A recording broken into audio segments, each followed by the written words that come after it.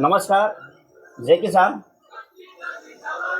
ग्रामपंचायत निवडणूक 2026, पोटनिवडणूक 2026 या निवडणुकीची रणधुमाळी मोठ्या जोमात चालू आहे. आणि आज शिरसाळ या ठिकाणी वंचित बहुजन आघाडीने एक तरुण आणि तडफदार अशी उमेदवार या ठिकाणी आकाश भैया गायकवाडच्या रूपाने या ठिकाणी दिले आहेत. आज आपण शिरसाळ्यामध्ये आकाश भैयाची बातचीत करूयात. आकाश भैया, आपल्याला वंचित बहुजन आघाडीने एक मोठी संधी या शिरसाळ्यासारख्या ठिकाणी दिलेली आहे. या संधीच्या माध्यमातून आपण या शिरसाळ्यासाठी असं कुठलं मोठं विजन मनात धरून एक वेगळ्या विजनच्या माध्यमातून आपण सर्वसामान्य जनतेसाठी काम कराल?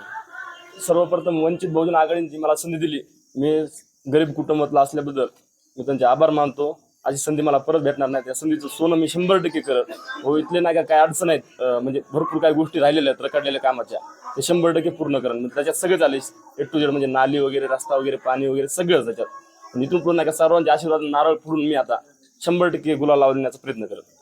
या ठिकाणी वंचित बहुजन आघाडीने आज प्रचाराचा नारळ शिरसाळा या ठिकाणी दर्ग्यामध्ये फोडून या दर्ग्याला चादर अर्पण केली. आणि इथून पुढं हनुमान मंदिराला नारळ फोडतील व पलीकडं रेणुका माता देवीला एक नारळ फोडून बौद्ध विहारांमध्ये या ठिकाणी नारळाचा समारोप होईल. आणि या ठिकाणी आकाश भैया, आपला एक मुख्य अजेंडा या निवडणुकीच्या माध्यमातून कुठला मुख्य अजेंडा आपण या ठिकाणी सांगणार आहात? मुख्य अजेंडा म्हणजे सगळ्यात मोठा प्रॉब्लेम तर पाण्याचा प्रॉब्लेम आहे. ते पाण्याचा प्रॉब्लेम 100% आपण क्लिअर करून घेऊ, तेवढी जिम्मेदारी घेतो. बाकीचे नाही का भरपूर काय अडचण आहेत ते रनिंग मध्ये होऊन जाते. सगळे आश्वासन देतात, पण आपण काहीतरी नवीन करून दाखवू.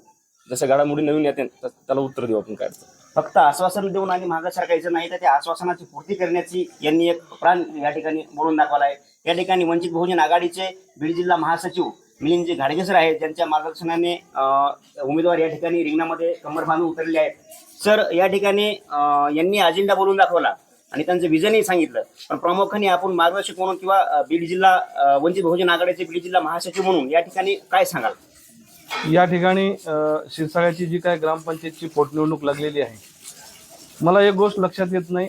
मी गेल्या 2-3 दिवसापासून सातत्यानं प्रस्थापित पुढाऱ्यांचा प्रचार ऐकतोय. यांनी हा प्रचार हिंदू मुस्लिम असा धार्मिकतेकडे घेऊन गेलेला आहे. मला असं वाटतं की यांच्याकडे ज्यावेळेस विकासाचं विजन नसतं, त्यावेळेस ही प्रस्थापित मंडळी धर्मामध्ये भांडणं लावण्याचं काम करत असतात. परंतु वंचित बहुजन आघाडीच्या वतीनं आम्ही या ठिकाणी शिरसाळ्याच्या सर्व मतदार बंधू आणि भगिनींना आश्वासित करू इच्छितो की हा उमदा तरुण आम्ही या ठिकाणी सरपंच पदाला उमेदवार म्हणून दिलेला आहे. यांनी जे काय फक्त आश्वासनं दिलेत, तर ते आश्वासनं न देता आम्ही ग्रास रूटला, म्हणजे जे काही मूलभूत सुविधा असतात गावाच्या, त्या सुविधा पूर्ण करण्याचं काम करू. या ठिकाणी मला सांगावंसं वाटतंय की निवडणूक आली की दुसरा एक मुद्दा या ठिकाणी शिरसाळ्याच्या मतदार बंधू आणि भगिनीला दिलेला जातो की तो म्हणजे भोगवटदारांचा. म्हणजे निवडणूक आली की भोगवटदार यांना दिसतात. मला या ठिकाणी सांगायचंय की आदरणीय धनंजय मुंडे साहेब गेल्या अनेक वर्षापासून ग्रामपंचायत तुमच्या ताब्यात आहे. इथलची कालपर्यंतची लोकसभा तुमच्या ताब्यात होती, विधानसभा तुमच्या ताब्यात आहे, की ग्रामपंचायत तुमच्या ताब्यात असताना भोगवटदारांचा प्रश्न का निकाली निघत नाही? निवडणूक आली की भोगवटदार तुम्हाला दिसतात, निवडणूक आली की हिंदू मुस्लिम तुम्हाला दिसतात. परंतु आम्ही या सगळ्या गोष्टीला या ठिकाणी फाटा देऊन इथलच्या मतदार बंधू आणि भगिनींना आश्वासित करू इच्छितो की आपण वंचित बहुजन आघाडीचा उमेदवार जो दिलेला आहे आकाश गायकवाड, याची निवडणूक निशाणी अंगठी आहे.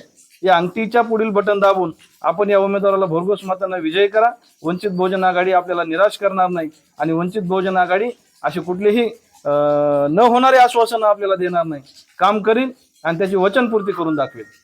या ठिकाणी वंचित बहुजन आघाडीचे बीड जिल्हा महासचिव मिलिंदजी घाडगे सरांनी फक्त सांगितलं किंवा आम्ही फक्त आश्वासन देणार नाही, आम्हाला जर सत्तेची संधी दिली तर आम्ही त्या संधीच्या माध्यमातून सर्वसामान्य जनतेची या ठिकाणी काम करण्याचा प्रामुख्याने जो कल असतो तो आम्ही कल ओढून धरू. या ठिकाणी मोठ्या प्रमाणामध्ये तरुण वर्ग शिक्षणाला या ठिकाणी उमेदवाराच्या पाठीमागं खंबीरपणे उभा आहे. या ठिकाणी आपल्यासोबत आहेत एम के भैया. या ठिकाणी आकाश भैयाच्या पाठीमागे आम्ही पाहतोय मोठ्या संख्येने तरुण वर्ग या ठिकाणी आम्हाला उपस्थित असं जाणवत आहे. तर या तरुण वर्गाच्या माध्यमातून आपला एक प्रश्न विचारतो का, एवढा मोठा तरुण वर्ग या ठिकाणी यांच्या पाठीमागं म्हणजे काय कोणत्या भावनेनं ठामपणे आहे? तरुण वर्ग म्हणजे म्हणलं तर देशाचं भविष्य आहे आणि ह्या तरुण वर्गानं जर जबाबदारी खांद्यावर घेतली तरी कुठलेच ग्रामपंचायत सरपंच आमदार तुमच्या पुढे जाऊ शकत नाहीत. तुमच्या जे मतदारात आणि तुमच्या जे कॅपेबिलिटी ताकद असते ही युवाच असते. देशाला आज आपल्या शेजारचा देश बंद पडला फक्त युवामुळेच, आणि आपल्याकडे आमच्याकडे सगळे युवाच आहेत. डुंगऱ्यांचा काळच गेला, संपला त्यांचा काळ. आता इथून पुढे डंगरे टिकणारच नाहीत, आणि यंग पोरण तरुणच करणार. आणि आकाश गायकवाड जो उमेदवार आहे आमचा, हा तरुण आहे, आणि त्याच्याकडे लोकांचा तरुण बघण्याचा दृष्टिकोन हा चेंज आहे, आणि तो मानसिकतेचा कुणाचा गुलाम वगैरे नाहीये, आणि तो माणूस कॅपेबल आहे, चांगला बी आहे तेवढाच. त्यामुळे तरुण वर्ग त्याच्याकडे एक आशानं बघत आहे. तरुण वर्ग इथं खूप इच्छा आहे त्यांना काम करायची, पण वेळ नाही. पोटापायी काही काम करावं लागते तरुण वर्गाला, पण काही जबाबदाऱ्या खांद्यावर आहेत त्यांच्यासाठी. तर त्यांचं नेतृत्व हे तरुण पोरांना दाखवून दिलं की आमचं नेतृत्व इथून पुढे हे आमचे आकाश गायकवाड करतील, आणि हे बी त्यांच्या शब्दाला जागून जातील. कधी पण अर्ध्या रात्री बी त्यांना फोन केला तर रस्त्यावरला कार्यकर्ता मागे सांगितलं तुम्हाला मी, कधी बी अर्ध्या रात्री हे करेन. आणि तरुण वर्गांना एक अशी गोई, तुमच्या ज्यानं जेवढं मतदार कॅपेबल करणं होईल, आजोबा आजी शेजारी पाजारी नातेवाईक हे तुम्ही वंचित करे वळवा, आणि हा तुमच्या हक्काचा पक्ष आहे. आतापर्यंत विचार करा, तुम्ही भोगवाडदार म्हणतात, आज अशी संधी आहे, जो सरपंच बनन त्याला एक संधी आहे. ज्याची काही आयडिया आहेत काही, त्या तुम्ही डायरेक्ट मालकी हक्कात भोगवटदार येऊ शकतात. इतक्या दिवसापासून नुसते बोलतेत, घोषणा करतात. तुम्ही आम्हाला करून दाखवा, आम्ही तुम्हाला करून दाखवू. तुम्ही आम्हाला सरपंच आमचा करून दाखवा, आम्ही तुम्हाला न म्हणता करून दाखवू. आणि त्यानंतरची बी ग्रामपंचायत आम्ही काबीज करू. ही तर करणारच, त्यानंतरची ग्रामपंचायत आम्ही काबीज करू.